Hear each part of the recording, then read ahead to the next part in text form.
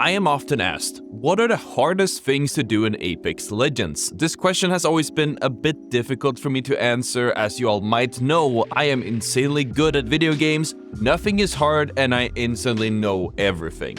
So instead of asking myself, I took it to Reddit to see what the normies think are the hardest things in Apex.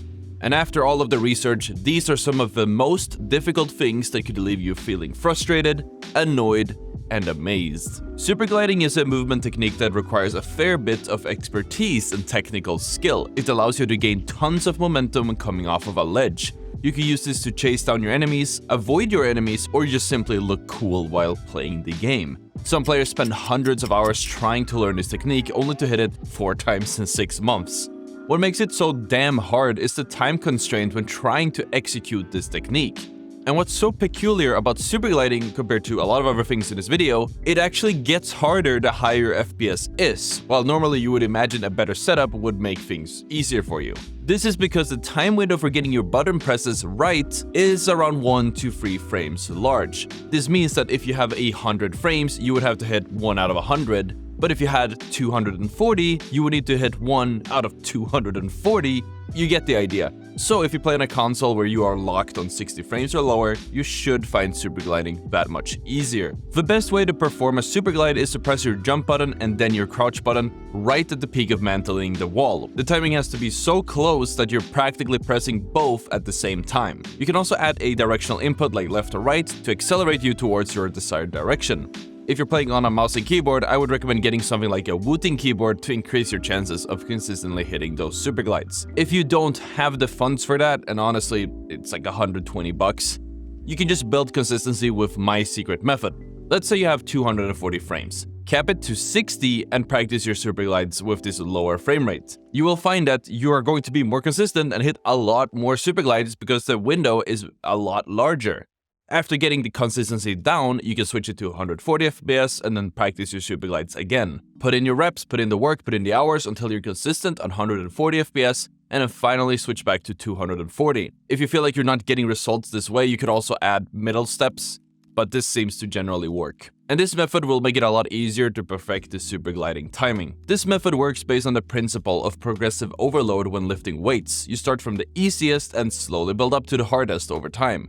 While supergliding might be the hardest movement technique, it might not necessarily be the hardest thing in Apex. It's hard enough hitting a Kraber shot on any decent player, but hitting a collateral on 2 other players at the same time is on another layer of madness. At higher ranks, this is nearly impossible to perform because most people at those ranks are very much aware of their surroundings and they won't just stop moving, especially when they hear you miss your first Kraber shot.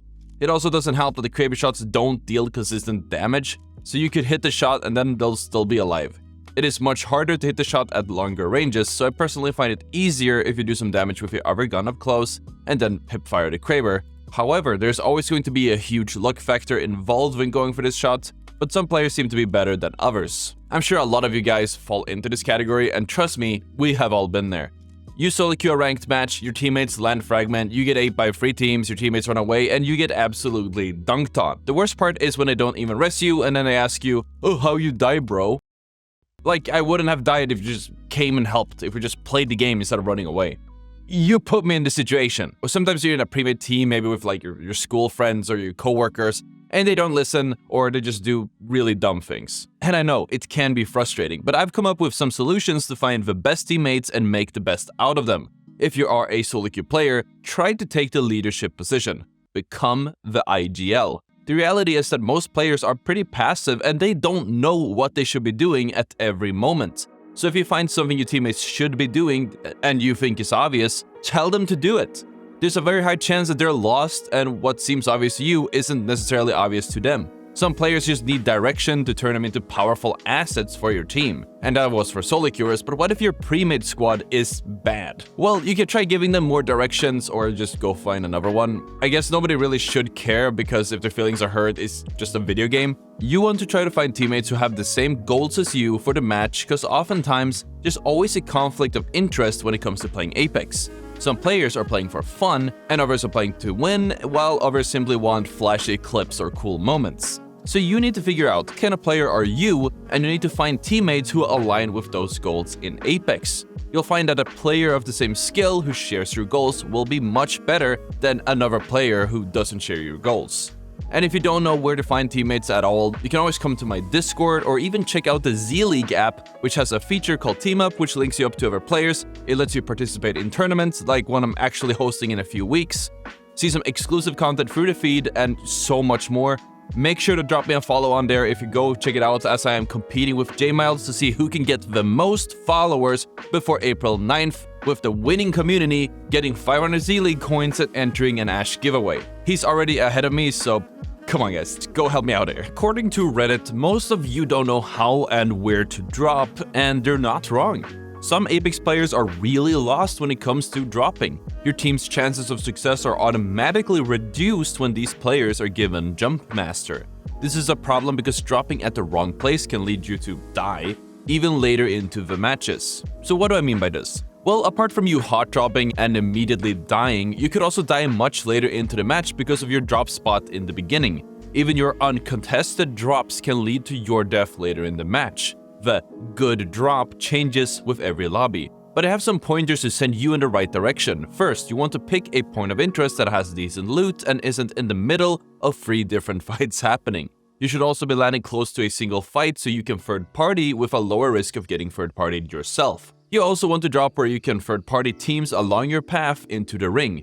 When in the jump ship, making note of where teams are dropping around you can help you find third parties easier or just avoid those hot spots yourself. It's hard enough fighting 2 players at once, and if you're an average player, it's probably twice as hard. But fighting and killing 3 players at once is something always worthy of praise. Realistically, if you're playing the game right, you shouldn't be taking 1v3s, but sometimes you're forced into that situation where you get triple swung or hard focused by everyone on a team.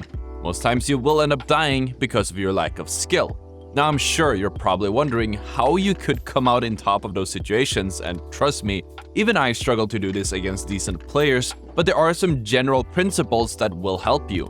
Isolation, redirection, and misdirection. You need to start thinking of a team like a stack of dominoes. If you can isolate one member of a team and down them, the other members of the team will begin to panic and crumble. Never be afraid of losing a little bit of health to get that one knock. It slows them down a lot and forces them to make mistakes.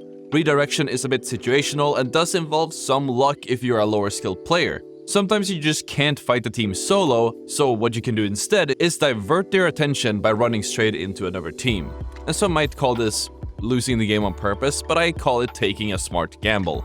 Would you rather fight a team that leads to certain death, or would you rather have a chance to make him focus someone else? Pick your poison. Misdirection involves playing mind games with your opponents. It makes you seem more dangerous than you actually are. You need to appear as confident as possible because most players can smell you're panicking from a mile away. Now I'm panicking. Don't panic. No, I am, because I'm going to lose my job. If you take space and play big, they would definitely think twice before approaching, and if you play on a controller legend, you can appear hard to push. Now, if you're a skilled player, you should do the opposite. You can give them the false confidence to approach you and then kill them when they have their guard down. You want to appear weak when you are strong, and strong when you are weak. You would be surprised how good you could become if you combine all of these 3 with the next point. It seems to be becoming a common theme to dunk on movement players who try to use movement while fighting. And of course, it's because the movement players often fall short in applying movements in their fight effectively. The whole purpose of movement is to make you take less damage and take unexpected angles in fights. When your movement becomes a hindrance to you, it becomes unnecessary. Hence, using movement effectively while fighting is extremely hard for the majority of Apex players. Most players spend hundreds of hours learning these techniques without actually learning the proper applications in gunfights. They use a wall jump prematurely, they tap strafe too late, or crouch spam unnecessarily. Learning the right movement techniques to apply at the right moments will separate you from the rest of the movement players. The best way to practice using movement in gunfights is through 1v1s in the firing range. Find players who are slightly better or have the same skill level as you to practice with. When practicing, try to use the wall jumps, try to wall strafe, try to tap strafe, and see when you die and when you gain an advantage. If you do this consistently over time, you will find that your movement will be so much more useful to you during fights. And instead of being called a cringe movement nerd for being bad, you'll be called a cringe movement no-life nerd for dunking on a free stack. Vertical nading involves throwing a grenade straight up into the air and hoping that it lands on an opponent. It is a bit difficult to get down and master and requires a lot of experience to get it consistently. Your best bet for getting a feel of it other than just playing the game is by pinging on the floor when you're in the firing range and then try to hit your grenades for that specific range. And then you're going to want to throw a lot of grenades to drill that range in. One of the hardest challenges I've ever seen is the solo to master challenge without armor, a helmet, a knockdown shield, and a bag. This challenge was actually recently done by his Watson, and I just couldn't believe he actually did it. Well, I mean, he is a pro player, but it's actually still very impressive. He made it to Master solo without any armor, while some average players are still struggling to make it out of plat in a full free stack with red shields. This challenge requires an insane level of in-game skill, and you're forced to take as little damage as possible, because you have just 100 health, not 200, not 170, not even 150. For reference, it would take 2 Nemesis bursts to kill you, and if those were headshots, it would only take 1 burst to end you. So you have to be in cover almost 24/7. Running snipers and talking to your random teammates also improves your chances of completing this challenge successfully. You can give this challenge a try if you want, but I personally know that I would lose it just after a few games. But it wouldn't make me as mad as the next thing on the list: killing cheaters. Oh yes, we have all been there, and sadly it seems to be happening more often. You log on to Apex to relax after a long day of work, only to be sent right back to the lobby by cheaters. Because nowadays it is becoming more and more common to cheat in Apex and gaming in general, and if you're in the higher ranks, you know how hard it is to kill a competent cheater. They beam you as soon as you peek a corner, they shoot at you through smoke and foliage, and they only hit headshots. They simply do not miss, and killing one who's actively looking to murder you is exceptionally difficult, especially if you are solo queuing and facing a stack of cheaters. The best way to kill a cheater is to either nade spam them or triple swing them with your squad. One of them may get knocked, but the cheater isn't surviving the onslaught of 3 players at the same time. One or both of your team might end up getting knocked, but there are no cheats that allows you to deal 600 damage that it would take to kill 3 people at once, in the time where 3 people just have to deal 200. It also helps if you're running shotguns and playing tight angles. Next up for really hard things in Apex has to be banning the cheaters. The reason why it's so hard to ban cheaters is because winning without doing damage in ranked. This challenge is quite difficult because of the reliance on external factors. To accomplish this challenge, you need to win a match without doing damage in ranked. Now, I don't know if you know this or not, but ranked players have no chill. You basically have to avoid every fight because you can't shoot back and hope that everyone else dies to zone. And if you happen to be on the outside of the ring, you'll end up getting killed when trying to rotate in. So there is quite a bit of luck required to actually do this challenge. It's even more difficult because it's boring. If something is challenging and fun, then it probably wouldn't be as hard, but if you have to actively avoid shooting your gun and hiding from people, it gets quite annoying. If you would want to attempt this challenge, I recommend you choose legends who are great at running away, like Valkyrie or Octane. But don't do it. Don't waste your time. Now you've seen some of the hardest things to do in Apex according to the Reddit community. Let me know if you think these are actually hard or not, and watch this video where I reacted to the best Apex art in my subreddit. They had a cute Watson drawing, so make sure to check that out. Thank you for watching, I'll see you all tomorrow.